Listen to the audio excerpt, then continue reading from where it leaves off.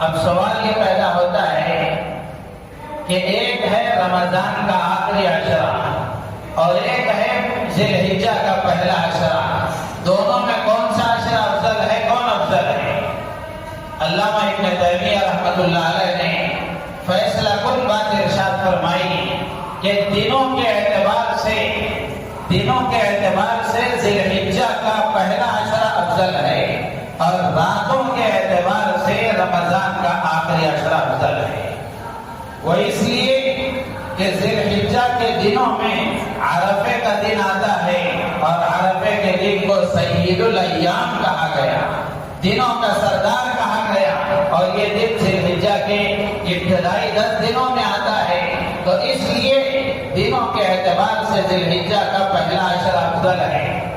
اور راتوں کے اعتبار سے رمضان کا آخری عشرہ افضل ہے۔ وہ اس لیے کہ رمضان کے آخری عشرے کی راتوں میں شب قدر آتی ہے، جس کو سید اللیالی، راتوں کی سردار کہا گیا ہے۔ تو میرے عزیز و دوست بزرگوں، رمضان کے آخری عشرے میں تو مسلمان اہتمام کرتے ہیں، اور رمضان کے آخری عشرے کی اہمیت کو تو ہم سمجھتے ہیں، لیکن ذی الحجہ کا یہ جو پہلا عشرہ ہے، اس کے سلسلے میں جیسا اہتمام مسلمانوں کے درمیان ہونا چاہیے ویسا اہتمام نظر نہیں آتا،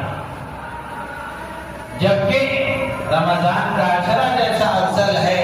رمضان کا مہینہ جیسا افضل ہے، ویسے ہی یہ جو اشہر حرم 4 مہینے ہیں یہ بھی قابل احترام ہیں، اور ان میں سے ذی الحجہ کا پہلا عشرہ، ذی الحجہ کے پہلے 10 دن یہ اور بھی زیادہ افضل ہے۔